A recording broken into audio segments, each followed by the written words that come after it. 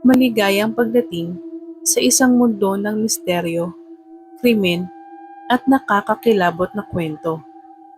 Dito, susuriin natin ang mga kaso ng pagkawala, pagpatay at mga hindi maipaliwanag na pangyayari na gumimbal sa iba't ibang bayan at lungsod. Maging alerto dahil hindi lahat ng kwento ay may malinaw na sagot. Huwag kalimutang i-follow, i-like at i-subscribe para sa mas marami pang nakakanindig balahibong istorya. Nakakakilabot.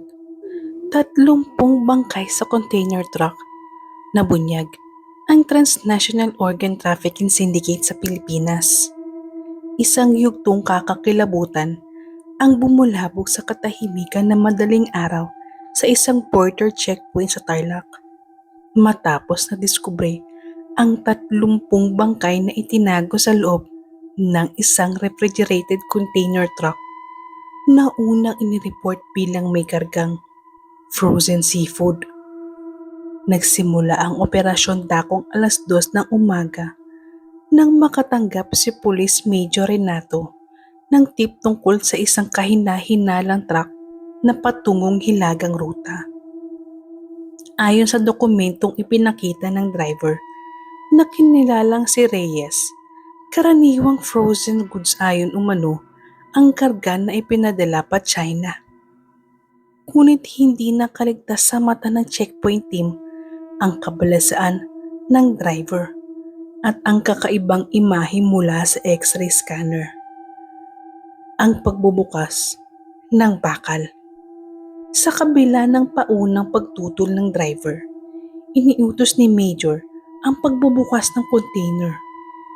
Pagkahila pa lamang ng pinto, hindi ang amoy ng dagat ang bumungad, kung hindi ang masangsang na amoy na naaagnas na laman. Isang amoy na agad nagpa-alerto sa buong team.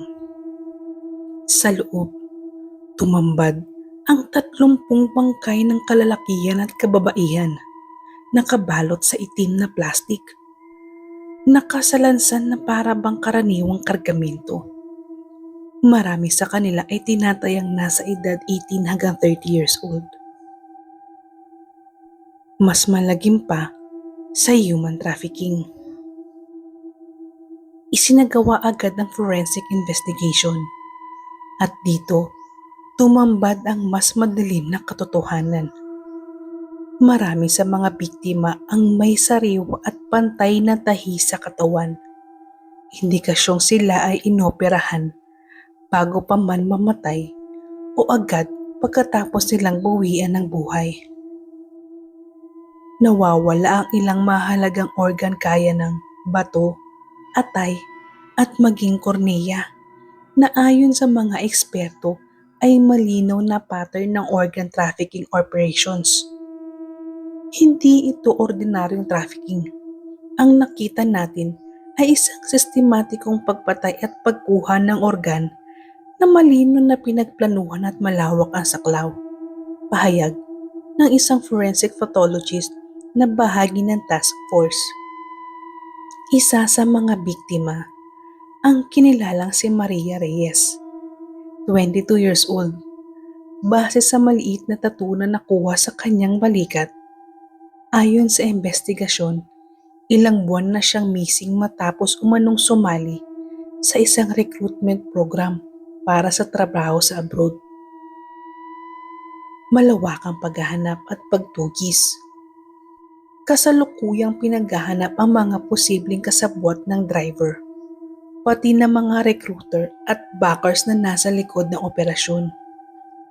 Pinaniniwalaang hindi ito gawa ng isang maliit na grupo, kung hindi bahagi ng malalim at organisadong network na kumikilos sa loob at labas ng bansa. Nagpahayagan PNP, NBI at mga international agencies ng pakikipagtulungan upang matuntun ang pinagmulan ng operasyon, ang mga financier at ang tunay na destinasyon ng kargamento. Sigaw ng katarungan. Habang nagpapatuloy ang investigasyon, nananatiling tanong ng sambayanan.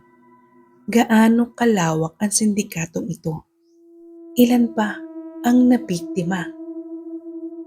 Ang natuklasang container truck ay nagsilbing paalala na kahit sa gitna ng modernong panahon, may mga aninong kumikilos sa dilim at kailangan itong masilayan ng hustisya.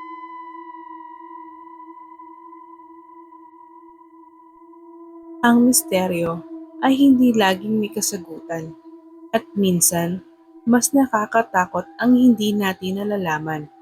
Ano ang inyong opinyon sa kwentong ito? Totoo nga bang mahigit pa sa ating nakikita o mas rasyonal na paliwanag sa lahat?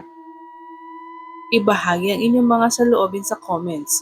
At syempre, huwag kalimutan i-follow, i-like, at i-subscribe para hindi mapag-iwanan sa ating susunod na nakakakilabot na kwento. Hanggang sa muli, manatili ligtas at mag-ingat sa dilim.